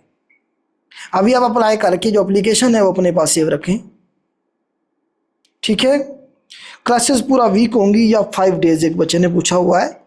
तो बेटा आपकी जो क्लासेस हैं ये मंडे टू फ्राइडे होंगी, सोमवार से मंगल तक, सोमवार से जुमे तक आपकी क्लासेस होंगी। सैटरडे आपका ऑफ होगा और इतवार को आपका टेस्ट होगा। पूरे वीक में जितना हमने पढ़ा होगा उसका इतवार को टेस्ट होगा। अगर हमें ज़रूरत पड़ी तो आगे चल के हम इतवार को भी क्लास रख सकते हैं, इतवार कह रहा हूँ हफ्ते को। अगर ज़रूरत पड़ी हमें कि सिलेबस हमारा कवर नहीं हो रहा है, पेपर नज़दीक आ रहे होंगे, तो हम आपकी सैटरडे को भी क्लास रखेंगे, मतलब 6 दिन क्लास भी रख सकते हैं। लेकिन अभी आपका जो टाइम है वो 5 दिन है, सोमवार से जुमे तक, और सैटरडे ऑफ होगा, उसमें आप रिवीजन करेंगे, इतवार को आपका टेस्ट होगा।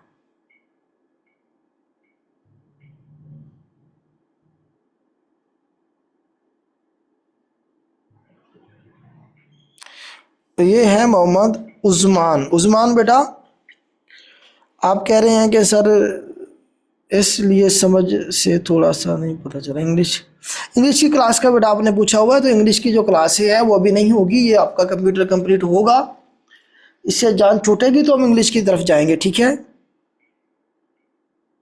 ओके, कोई और सवाल है तो बताएं।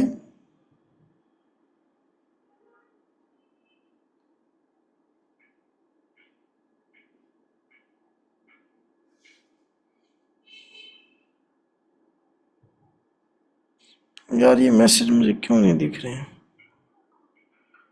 एक मिनट रुकिएगा ज़रा। इधर 99 प्लस हैं और उधर है मेरे पास थोड़े से हैं। जी बेटा, किसी बच्चे का सवाल एड्रेस नहीं हुआ तो पूछ लें। किसी बच्चे का बेटा सवाल अगर एड्रेस नहीं हुआ तो पूछ लें काइंडली।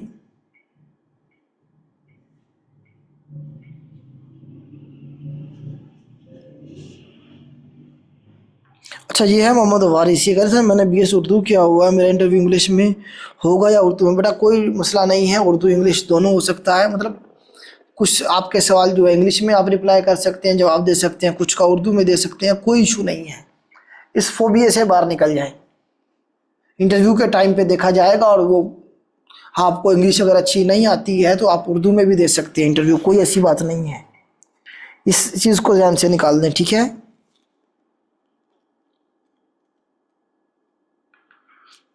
हाँ, करंट अफेयर के हवाले से बेटा करेंगे, 1 या 2 लेक्चर हम आपको एंड पे देंगे। वैसे हमारी मंथली करंट अफेयर की वीडियोस अपलोड हो रही होती हैं, वो आप देख लें, वहाँ से आपका कवर हो जाएगा।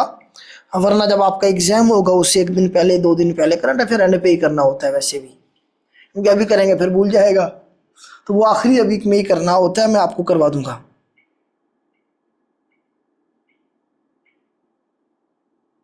अच्छा, एक बच्चा कह रहा है आपने कहा कि 8 से 10 घंटे पढ़ें, तो क्या उसमें 8 से 10 घंटे आपके लेक्चर पढ़े? नहीं बेटा, सिर्फ लेक्चर नहीं पढ़ने बुशरा बेटा। आपने लेक्चर में 2 3 4 घंटे जितने लगते हैं ये करें। इसके साथ आपने वो जो नोट्स आपको शेयर किए जाएंगे आगे चल के कंप्यूटर के, आपने वो करने हैं। मतलब पास पेपर की बुक ले लें तो अच्छी बात है। हमारी वेबसाइट पे SGKacademy.com पे भी पास पेपर पड़े हुए हैं, वहाँ से आप पढ़ना शुरू कर दें, ठीक है। या एग्ज़ाम वीडा की जो वेबसाइट है वहाँ से कंप्यूटर करना शुरू कर दें, ठीक है। मतलब आपने जो है थोड़ा सा कंप्यूटर को, मतलब कि अभी 2 3 दिन तो अभी आप ये क्लासेस कोई कंटिन्यू करें ना, 2 3 दिन क्लासेस को कंटिन्यू करें। थोड़े से आपका एक रूटीन बन जाएगी, आपको समझ आ जाएगी कंप्यूटर हमने कैसे करना है। उसके बाद फिर आप प्रॉपर बैठ के जो है चीज़ों को देखें, लेके चलें। मैं इस वीकेंड तक करवा दूंगा आपको नोट्स शेयर, परेशान ना हो।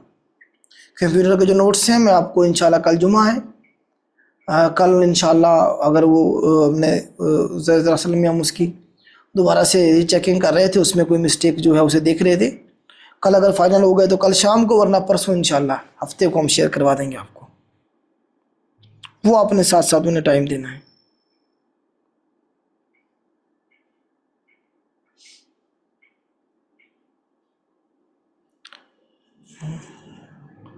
इस्लामियात सिलेबस में ऐड है बेटा, आपके सिलेबस में है इस्लामियात।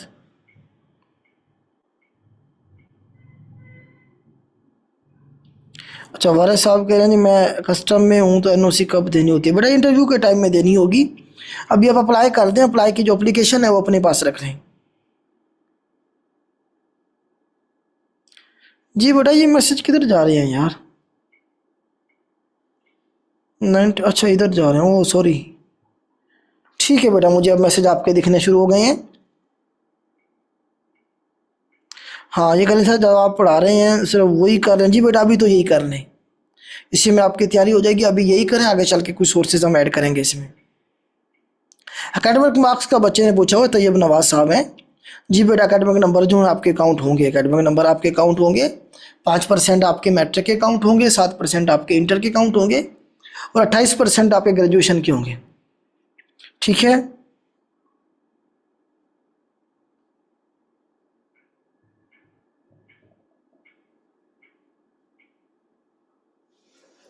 हाँ, डिजिटल कैमरा इनपुट डिवाइस। जी बेटा, डिजिटल कैमरा आपका जो है, कैमरा जो है ये आपका इनपुट डिवाइस है।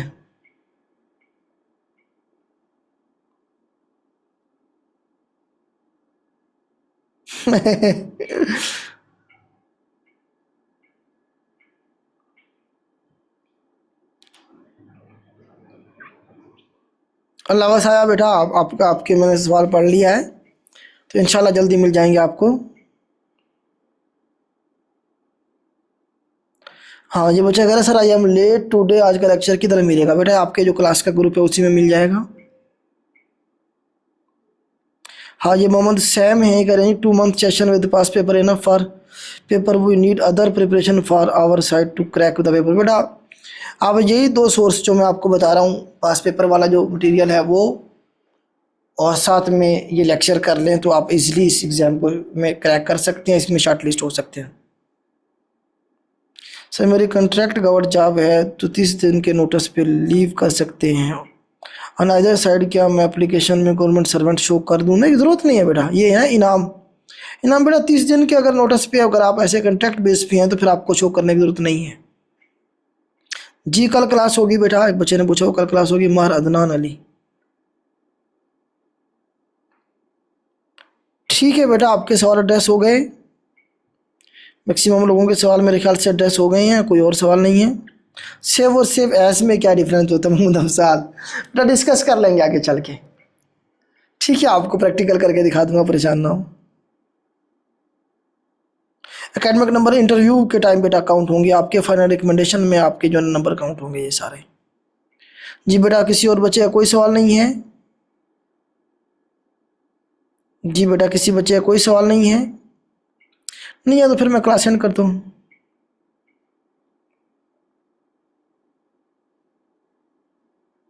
हाँ, आकाश अफजल कह रहे हैं जनरल कौन से डिपार्टमेंट की? बेटा किसी भी आप गवर्नमेंट सर्वेंट हैं, किसी भी डिपार्टमेंट में आप सर्व कर रहे हैं तो आप थ्रू प्रॉपर चैनल, मतलब एक जो लीगल वे है अप्लाई करने का, आप पिछली जॉब के बारे में बताते हैं, आपका डिपार्टमेंट आप जो जिसमें आप जॉब कर रहे होते हैं उससे एनओसी लेते हैं, ठीक है।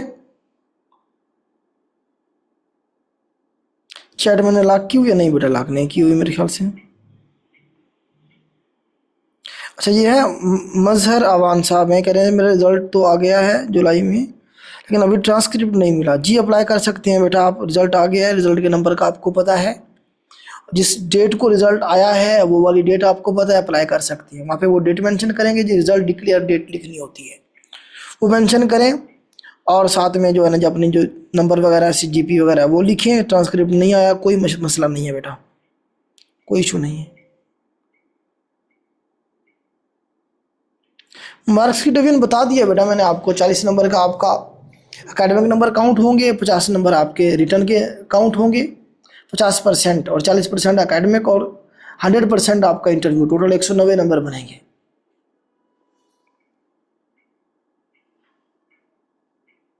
ASF के इंटरव्यू की कहाँ से तैयारी करें? सादुल्ला बेटा ASF के इंटरव्यू का अलग से हमारा बैच है, उसमें मैसेज करेंगे तो आपको उधर ऐड कर दिया जाएगा। प्रोसेसर की स्पीड कितनी होती है बेटा? मैंने आपको बताया 3 × 10⁻⁹ मतलब गीगाहर्ट्ज़ में होती है, गीगाहर्ट्ज़ में 3 गीगाहर्ट्ज़ से मतलब है कि इससे ज़्यादा ही होती है। अब तो इससे भी ज़्यादा ताकतवर प्रोसेसर आ गए हैं। अच्छा ये कह रहे हैं जी अगर जॉब का ना बताए तो कोई इशू होता है? जी बेटा होगा इशू, उसकी वजह ये है कि आपकी प्रॉपर वेरिफिकेशन होती है बाद में, और अगर आपकी जॉब कमीशन को पता चल गया कि इसने झूठ बोला है हमारे साथ, और आपको फॉरएवर बैन कर दिया जाएगा और वो जॉब भी नहीं दी जाएगी।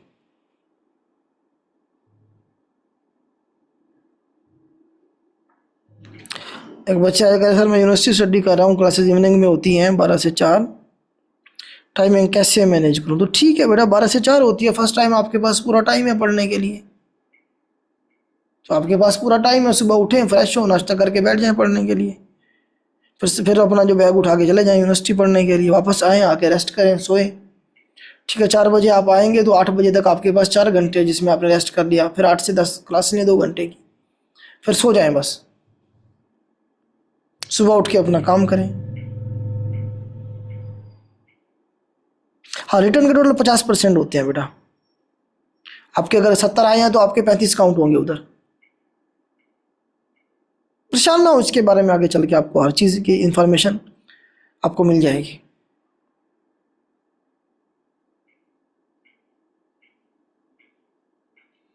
मोहम्मद वारिस कह रहे हैं मेरी जो है ना CGP बहुत कम है, 2.89 है, तो कोई इशू होगा? इशू नहीं होगा बेटा, बस आपका ये होगा कि थोड़े से जो एकेडमिक नंबर है वो कम आपके काउंट होंगे, और वो वाला गैप आपने रिटर्न में निकालना है, मतलब ये है कि आपको रिटर्न में ज़्यादा मेहनत करनी पड़ेगी,